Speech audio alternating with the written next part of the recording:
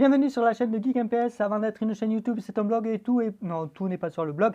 Et quoi? Je vous représente le Elfin. Oui, si tu me suis sur ma chaîne YouTube, si tu ne me suis pas, tu t'abonnes parce que je présente des produits. Et des fois, il m'arrive de les représenter, soit un an après, soit parce que j'ai oublié des petites choses, parce que, etc.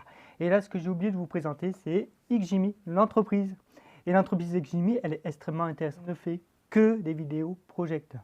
XGIMI, c'est un peu celui qui vient, c'est un peu le Xiaomi qui a bousculé le monde du smartphone, qui vient bousculer le monde de la vidéoprojection pour le grand public. Tu parles bien pour le grand public, je ne parle pas pour les professionnels. Donc ça a commencé comment XGIMI? D'après ce qu'on nous dit, ce sont des ingénieurs et des commerciaux qui se sont dit, nous on veut un produit qu'on aimerait bien vendre, qui fasse home cinéma, qui soit compact et qui soit de qualité, qui fait de l'image de qualité. Ça c'est le postulat de base. XGIMI a été créé en 2013 en Chine. Et elle a fait appel à des fonds, et ces fonds ont quand même mis 16 millions de dollars, ce qui n'est pas rien, dans une entreprise qui n'a rien créé, pour créer le premier vidéoprojecteur. Alors, le premier vidéoprojecteur, il apparaît dans les radars en 2016 par une campagne de crowdfunding sur Indiegogo, et ils demandaient, je crois, 5 000 euros, ils en auront 300 000. Alors, c'est pour le Z4 Aurora, qui ressemble un peu à celui-là, mais pas tout à fait, qui a beaucoup moins d'options. Mais il intégrait déjà les bases de ce que fait XGIMI actuellement, c'est-à-dire Android, un super vidéoprojecteur, de la qualité, de la correction de trapèze, tout ça, dans un prix qui, pour l'époque, était révolutionnaire. C'est-à-dire que quand on vous annonce un vidéoprojecteur comme ça à 450 euros, 650 euros, pardon, ça révolutionnait parce qu'il n'y avait rien en 1080p en 2016 et qui avait cette qualité d'image, qui avait des fonctionnalités qu'on n'avait jamais vues sur un vidéoprojecteur. C'était, pour moi, c'est une révolution. Et très rapidement, en 2016, ils ont créé le H1. Et lui, le H1, alors c'est celui que j'avais qui malheureusement a brûlé lors de la canicule 2019. Alors brûlé, c'est un grand mot, hein, quelqu'un l'a repris pour prendre des pièces et il a pu refaire un vidéoprojecteur. Voilà, vous savez tout. Donc le H1, lui c'est pareil, c'était une campagne de crowdfunding et ils demandaient 5 000 euros aussi et ils en ont eu 849 000.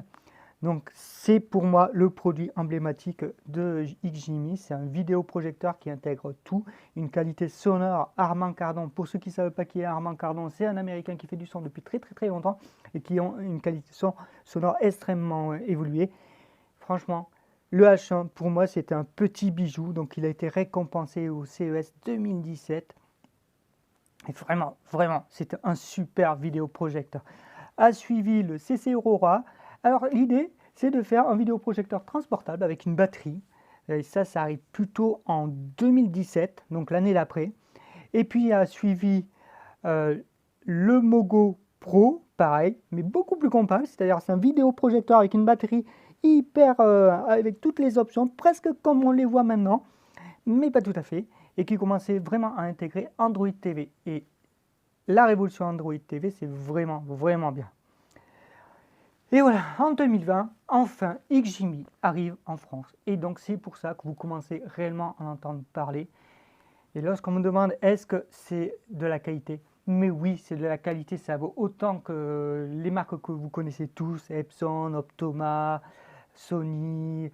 Alors, c'est un peu méchant, vous dites, ils comparent directement. Oui, mais ça vaut le coup. C'est pas exemple de défaut et on le verra avec ce vidéoprojecteur. Et donc maintenant, on a de l'Android. Et ça change beaucoup de choses parce que c'est hyper pratique. C'est-à-dire que réellement, vous pouvez mettre, pas à la poubelle, mais mettre dans un placard votre lecteur laser parce que le streaming, maintenant, ça fonctionne. Donc on est sur des bases de Wi-Fi ou ça dépend les versions. Et donc, dans la nouvelle gamme, nous avons le Mogo Pro Plus. Voilà, je vous mets une petite image. Et ça, c'est un tout petit vidéoprojecteur. Alors, j'ai pu le toucher, c'est juste génial. Ça manque un peu de luminosité, c'est vraiment fait. Par exemple, si vous êtes un VRP et que vous avez besoin d'un petit vidéoprojecteur sympa, qui a de la qualité, qui vous permettra de faire des démonstrations sur le mur de quelqu'un, prenez ça, c'est vraiment bien. Ça a une autonomie de 4 heures, ce qui est pas mal. Ça fait une image vraiment bien, pas assez lumineuse. Alors, pour avoir plus de luminosité, il vaudra mieux prendre, alors pas le Mogo, le Halo Plus, qui est vraiment une bête. Franchement, c'est celui-là avec une batterie. Bon, je dis celui-là un peu mieux, hein, mais celui-là avec une batterie, est pareil, c'est super bien. Très compact. Je vous montre les images que j'ai prises, parce que celui-là aussi, je l'ai vu en vrai. Et le haut de gamme chez Elmi, c'est le Aura qui est un 3 lasers. Alors ça, je sais pas, je vous montre une photo. Il paraît que là, il n'était pas réglé. Et pourtant, il délivre une super image. Et vous avez aussi le Horizon 4 kg Pro, c'est-à-dire une image 4K, vraiment super bien. Le prix est un peu élevé pour moi, je trouve, mais c'est quand même de la qualité. Et à ce prix-là, je ne suis pas sûr que vous ayez beaucoup de vidéoprojecteurs. Voilà, c'était un peu long comme introduction. 6 minutes pour vous raconter l'histoire d'XGIMI, mais je pense que c'est une marque qu'il faut vraiment que vous preniez en compte. Vous la trouvez maintenant dans les grandes boutiques, puisqu'il y a un distributeur en France. Pour les réparations, c'est moins la galère qu'avant, parce qu'il faut savoir, ils réparent vos vidéoprojecteurs. Ils tombent en panne dans la garantie, ils les réparent, ou au pire, ils les remplacent. Mais souvent, ils les réparent.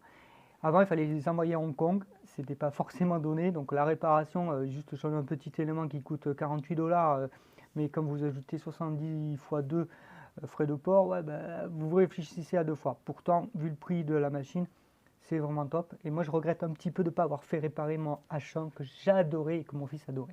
C'est vraiment de la qualité. Enfin, moi, c'est ce que je ressens. Après, vous avez le droit de me contredire, me dire « Ah, t'as pas vraiment testé ». Oui, je ne peux pas tester tous les vidéoprojecteurs. Ah oui, petite parenthèse, je vais tester un Philips bientôt. Donc, abonnez-vous à la chaîne, encore une fois. Tous les liens sont en description, etc. Et maintenant, on passe au XGIMI L1. Je ne vais pas vous refaire l'unboxing, on sait ce qu'il y a dans la boîte. Donc, il y a une télécommande, une alimentation et le vidéoprojecteur. Par contre, ce que je ne vous avais pas montré et ce que je ne savais pas, pour faire la correction trapézoïdale, il y a une petite caméra là et des petits capteurs ici. Et c'est avec ça qu'il arrive à tout corriger. Ici, il y a une vitre de protection de l'objectif, comme ça vous ne pouvez pas le salir. Et puis c'est une vitre qui est traitée anti-reflet, anti tout ce que vous voulez. Dessous, vous avez une petite vis pour le mettre sur un pied photo. Et nous, c'est ce qu'on fait ici, on le met sur un pied photo, mais rien ne vous empêche de le mettre par terre. Alors, je ne sais toujours pas où sont les haut-parleurs, mais je suppose qu'il y en a un là. Et il y en a dessous. Alors, j'aurais dû regarder ma fiche. Donc, une grille d'aération, une seule entrée USB. Mais ça, c'est bien pratique si vous voulez mettre un gamepad, parce qu'on peut jouer avec ce vidéoprojecteur. Un HDMI, c'est bien pratique pour un lecteur laser. L'alimentation. Bon, voilà, je ne sais pas pourquoi ça a coupé juste après. Non, il y a Google TV et le logiciel de XGIMI pour tout ce qui est traitement de l'image et gestion physique des objectifs et de tout ce qui va bien. Donc, la correction trapézoïdale. Il faut que je vous en parle parce que je n'avais pas vu lorsque j'ai fait mes tests la première fois. Nous, je teste sur un écran et derrière, il y a un fond sombre. En fait, il y a un halo qui se génère. Parce que comme il recadre l'image, mais il laisse une espèce de halo autour. Donc, si vous ne voulez pas ce halo, il faut mettre le projecteur pile en face de votre écran, si vous avez cette possibilité. Sinon, vous aurez un petit halo lumineux. Alors, ce n'est pas forcément gênant lorsque vous regardez un match de foot. Par contre, si vous regardez un film assez sombre, peut-être ça vous gênera. La qualité vidéo, on va en parler tout de suite. Alors, plus vous l'éloignez, plus vous verrez les pixels. C'est vrai, on voit un peu les pixels, mais il faut vraiment être devant. C'est-à-dire que vous faites une méga image et vous êtes à 2 mètres de l'image pour voir les pixels. Sinon, vous ne verrez pas les pixels. L'image, c'est du 1080p réel. Il peut prendre du 4K sans problème et vous générer une super image. Google TV, qu'est-ce que ça apporte Google TV? Bon, déjà, vous vous connectez, c'est l'installation hyper facile. Ça vous apportera les applications que gère Google TV. Donc, vous pouvez mettre des jeux, vous pouvez mettre Disney+, Netflix, Prime Video, tout ça. Et limite, vous avez presque plus besoin de lecteur laser, Bluetooth ou tout ce que vous voulez, Blu-ray, pardon. D'avoir Google TV, c'est que vous prenez le vidéoprojecteur dans sa petite boîte et ça, un pack de bière, et vous partez n'importe où, pour n'importe où qui a de l'électricité, pour regarder votre match de foot. Donc voilà, vous voulez un grand écran toujours à dispo, ça, parce que la correction trapézoïdale, ça marche super bien. Vous pouvez aussi la corriger à la main si vraiment vous n'êtes pas satisfait des résultats. Et donc ça, c'est complètement gérable. L'image HDR, mais ça change de tout, mes amis. Parce que si vous n'activez pas le HDR, vous avez une image un peu terne. Alors, lorsque votre film est Disney+, Prime Video gère le HDR10+, ça vous génère des super images. On va parler du contraste. Alors, ça se discute. Et on va parler de la couleur. C'est vrai que la couleur, elle tire un peu sur les bleus. Vous pouvez le régler. Vous réglez plus de rouge, vous aurez une couleur plus chaude. C'est vrai que moi, j'ai trouvé que c'était un peu froid, mais le HDR10 corrige quand même pas mal pas mal l'image. L'image, elle est hyper fluide. C'est-à-dire qu'un match de foot, je n'ai pas l'impression, comme sur des vieux vidéoprojecteurs, que les gens seront ralentis. Vraiment, c'est fluide, fluide, fluide, et c'est super bien. Le Chromecast intégré, ça c'est topissime. Par contre, il faut un téléphone compatible. Par exemple, mon Poco F3 qui est très récent, ben, bizarrement, il n'arrive pas à bien gérer le Chromecast. Par contre, mon OnePlus, il gère super bien le Chromecast. Donc, j'ai pu jouer sur un grand écran avec mon téléphone. Donc, mon téléphone, ça devient une manette et j'ai un grand écran pour jouer. Donc, c'est vraiment génial. On peut jouer à plusieurs. Donc, il y a des petits jeux qui sont proposés sur Google TV. Vous pouvez connecter plusieurs manettes sans problème. Ça sert de manette. Donc, il n'y a pas de problème. Et vous ajoutez une petite manette. C'est topissime. Donc, vous avez une solution de jeu. Le son, bon, le son, il n'est pas très puissant parce que je crois que c'est des haut-parleurs de 3 watts. Ça, c'est un peu limite.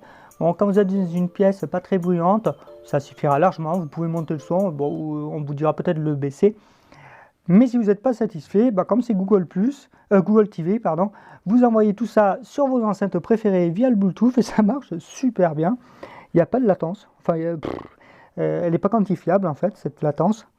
Donc, vous pouvez y aller. Le zoom, alors la correction de NTS fait très bien, vous pouvez la corriger aussi si vous n'êtes pas satisfait, ça se fait via la télécommande. Il y a un petit truc là qui dit focus. Donc soit on gère le volume avec ce bouton, soit le focus. J'ai oublié de vous présenter la télécommande. La télécommande est un peu plus basique, donc vous avez un disque de direction avec un produit OK, la source, Google évidemment. Vous pouvez appuyer sur cette touche et vous avez l'assistant Google et ça marche super bien. Je ne sais pas si j'ai fait une démonstration, la Home, tous les paramètres. Ce petit voyant s'éclaire lorsqu'elle est allumée déjà. Et vous avez les menus qui apparaissent là. Elle est vraiment très très simple. Alors je regrette un peu parce qu'avant il y avait un gyroscopique dans la télécommande et on pouvait s'en servir de souris. Alors, ce qui pouvait être pratique si vous vouliez éditer des documents. Parce que moi je fais des trucs bizarres comme regarder mes Google Spreadsheets, donc mes Excel sur PC. Alors on va pas cacher les défauts. Donc j'ai déjà parlé du halo qui se génère autour du trapèze corrigé. Il y a aussi des fois des petites sautes d'images. Alors je ne sais pas si c'est lié à ma liaison Wi-Fi, mais je pense que oui. J'ai pas essayé de télécharger les films, voir si c'était fluide, mais globalement c'est assez rare, mais ça peut arriver. Vous l'aurez compris, en conclusion, je suis toujours satisfait de ce XGMI que je dois renvoyer, parce que oui, moi je suis un petit YouTuber, tout petit. D'ailleurs abonne-toi hein, si tu as oublié. On ne te passe pas un vidéoprojecteur à 650 € comme ça. Je le trouve très bien. J'aurais bien aimé essayer le Halo Plus, qui pour moi est la version améliorée de ça, puisqu'il a une petite batterie intégrée, si je ne me trompe pas. Et ça, c'est top ici. Et le son est un peu plus... la luminosité est meilleure, bizarrement, et le son meilleur aussi. J'aurais aimé tester tous les autres. Alors, je les ai vus en vrai, et vraiment, c'est incroyable. Je crois que le plus incroyable, c'est Aura Laser. C'est juste incroyable, cette image de tri laser. Il y avait un écran de projection évidemment, ça donnait mieux, donc c'est en 4K, ça coûte très cher, enfin moi je trouve que c'est très cher et il est assez imposant, mais franchement l'image est époustouflante, l'horizon 4K, ouais, elle est époustouflante. Donc si vous me demandez mon avis sur le XGMI, forcément vous allez dire que je suis vendu parce qu'on me prête du matériel, bon c'est pas le genre de la maison, non, vraiment il est bien. Les 650 € pour moi il les vaut largement, ça ne sera pas une dépense inutile, en plus il y a une garantie, même quand c'est en dehors de la garantie vous pouvez les faire réparer mais ça sera à vos frais, donc ça peut, je vois pas pourquoi ça vous freinerait. Des gens en ont depuis quelques années, ça bouge pas franchement, en plus il y a Google TV donc c'est mis à jour régulièrement. Moi pendant le mois que j'ai testé, bon, les applications naturellement se mettent à jour, mais aussi le système, et on a déjà eu 2 mises à jour en 4 semaines. Voilà, donc vous me demandez un conseil XGMI, moi c'est sans problème, je vous le conseille les yeux fermés. Voilà, vous avez aimé cette vidéo, n'oubliez pas de me laisser un petit like, n'hésitez pas à vous abonner et à partager. Dans les commentaires de la première vidéo, on m'avait demandé est-ce que je peux projeter sur un mur mansardé, typiquement une chambre de bonne où vous avez un deuxième étage et les murs sont penchés. Donc oui, on peut. euh, sans bouger comment ça s'appelle? Sans le bouger, il va arriver à régler. Alors j'ai fait un petit test comme j'ai pu, j'ai pas de mur mansardé, donc j'ai mis un drap incliné. Bon, écoutez, ça a très bien fonctionné. Maintenant, je vous conseille de mettre votre vidéoprojecteur orienté, puisque vous pouvez le mettre sur un petit pied, ou vous l'orientez bien vers votre mur et vous n'aurez pas de problème. La dernière fois, je ne vous avais pas montré la feuille Excel, c'est un petit oubli de ma part. Alors clairement, il n'est pas fait pour ça, mais il peut le faire aussi. Vous voyez là, elle n'est pas zoomée cette feuille Excel, elle est naturelle. J'ai fait aucun réglage, c'est lui qui a réglé le trapèze. Bon, il s'est un peu foiré, mais vous pouvez le reconstituer si ça ne vous plaît pas et, et faire mieux que ça. Voilà, mais moi je trouve que c'est très correct pour le prix. Franchement, vous avez même une solution pour le bureau.